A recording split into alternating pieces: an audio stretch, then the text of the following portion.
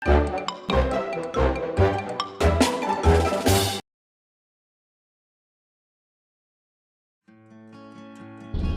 guys, naka-grab tayo ngayon.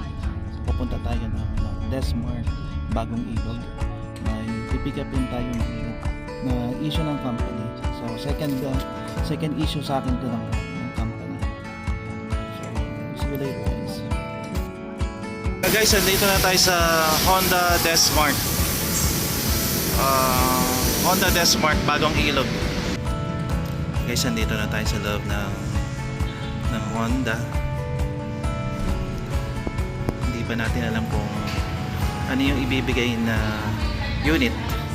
Ito si Miss Karen, yung contact person. Balikan ko kayo guys.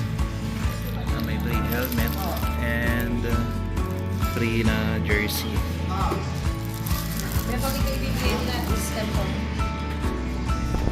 Na alam pa na kung anong unit yung i-release.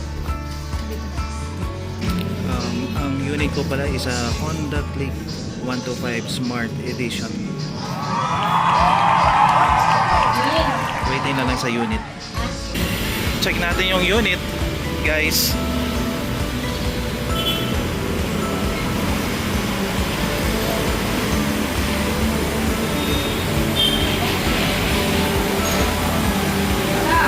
Ma'am, anong unit po? Alin po?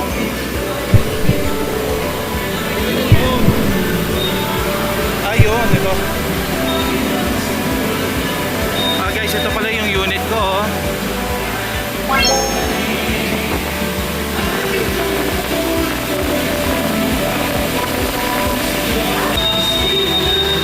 Ayan ang unit.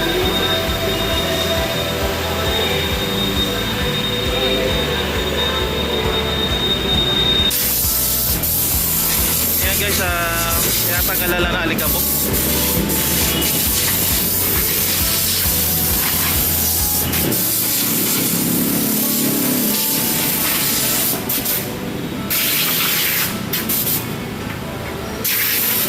Okay.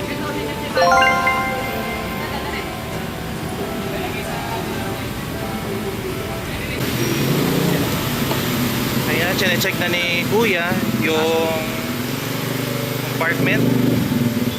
Kasya ba sir yung ano? Okay.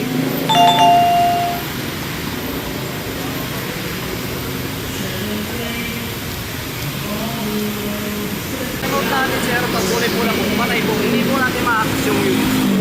Long press lang po itong key.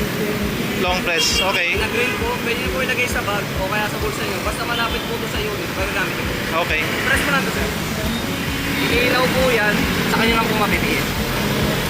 Pero habang hindi nyo po pinipress itong knob, hindi nyo po siya mabibiin. Kaya ang pag-access po natin, press muna po, isa lang, sa kanya lang po mabibiin. Ang lock naman natin sir, left and right. Pwede po dito, pwede rin sa kapit. Okay. Hold nyo po ito. Hindi nyo po agad sa may lock. Okay, okay. Hold nyo po sa kapila. Pero kung ayaw nyo pong nakalock, gusto nyo pong patay, tapat mo lang dito sir. Sa may pinakapilo. Okay. Para hindi po siya nakalock, pero patay po. Sa seat sir, pag magbukas po tayo ng seat, tapat po natin sa seat, spindutin po natin. Para po magawa. Pag sasaro nyo po, idulo nyo lang po, tapos diinan. Pag on mo naman sir, makikita nyo po itong check engine. Hindi po yan pwedeng i-steady yan. Once na steady yan sir, kaya nagbiblink-blink, may problema po ang unit nyo. Engine po yun sa kawain. Indicator po ng coolant, once na pumula po yan, mag-overheat na po siya, kulang po ng coolant temper. Dadagdagan po yung paramula. Sa battery po, once na pumula sir, palit po talaga, hindi na po nare-recharge ang battery naman. Papalitan nyo po. Palitan yan. Left and right naman po pag-start natin, pwede po dito, pwede rin po sa kabila. Bago nyo po i-push start. Okay. Pag binabaan nyo po ang side stand, patay po siya. Hindi nyo rin po siya mapupush start. Angat mo lang sa yung side stand sir, saka nyo po i-push. Okay. Signalize mo.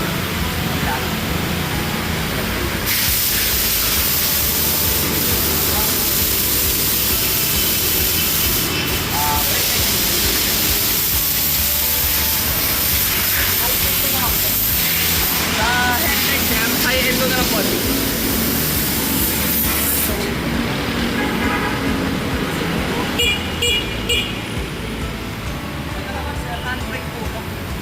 Pag magpa-park po kayo sa may lugar lugar na pataas o kaya pababa na naka-side stand, press mo lang to sir.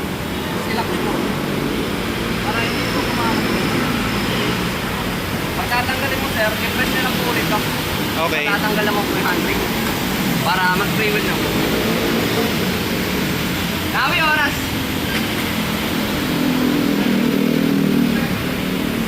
Pag magsiset tayo ng oras sir, long press lang po natin to sabay. Hintayin nyo po mag-blink yung oras. Pag nasa nag-blink na stop, pindot po tayo sa set, pupunta po sa hour yan. Adjust Okay. po tayo sa select. Set nyo po ulit, pupunta po sa minute, adjust siya lang po. Pwede nyo po siyang i-hold para mas mabilis po yung count nyo. Pero sir, pwedeng paset na. Apo, sir.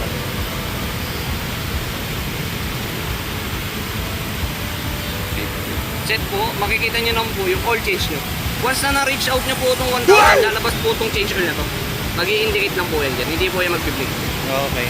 First change oil mo sir, 500 or 1,000 kilometer before 3 months po yun. Kung sino po mauna, si kilometer o si month. Yun naman. Pag gusto naman po malaman yung layo ng lugar, kung ilang kilometer mula dito hanggang sa inyo sir, pindutin mo lang dito sir. Pag 0-0 panel tayo, pindutin nyo po itong select, pupunta po sa trip A, isang pindot po, trip B naman po, same function lang sir. Pag i-reset mo sir ang trip A sa trip B, puntahan nyo po ang trip A, long press nyo po ito.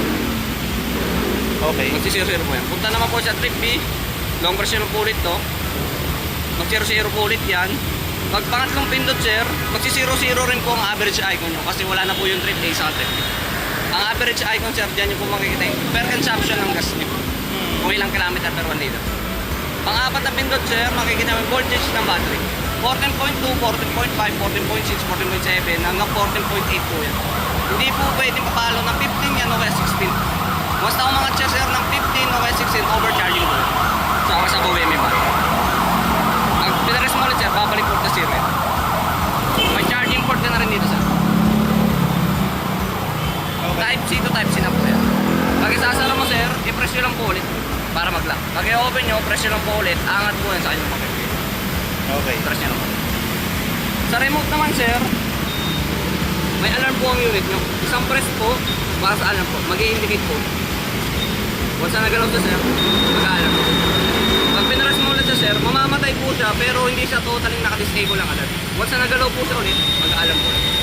Pag gusto nyo pong i-disable, long press nyo lang po ulit to, open nyo lang po yung pinaka-panel. Pag patay nyo po yan, wala na po yan. Isang pindot po sa alarm, yung pangalawa, pangatlo, pangapat, pang-lima sir, answer backer po yun. Once na nag-port po sa mall, kaya hindi nyo po makita sa parking to, pindutin mo lang sir. Mag-a-answer back po. Okay. Wag nyo po siyang i-long press. Once na pumula po kasi yan, silent na po kayo. Long press nyo lang po ulit, pag i-on nyo po yung alarm ulit. Pag gusto nyo po may basa. Dapat po, green po pala. Green. Okay. Pero nang, Pwede namang bumiyahin na no? I-off lang muna yung Opo, ano. pwede. Oo. Pwede on, pwede po. So, bagong remote. Once na nalaglagan din po sa rights, tapos gamit mo ito, magagamit nyo ulit po itong motor. Ang paggamit po na ito, long press na siya. Hintayin nyo po mag-blink-blink. Isang pindot po, isunod nyo po agad yung number 1. Pag isang pindot, sunod po agad yung number 1.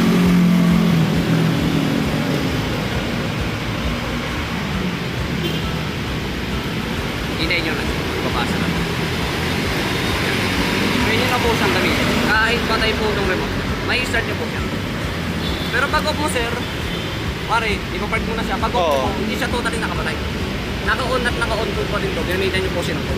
Ang pagpatay po, long press nyo lang ulit sir. Para hindi na po siya magamit. Ito naman sir, shuttle key po to. Hindi naman po ito madalas magamit. Kasi yung battery po nasa likod. Nandito naman po yung ano nito siya. Pag magbubukas lang po ito ng seat, magagaling po sa taas.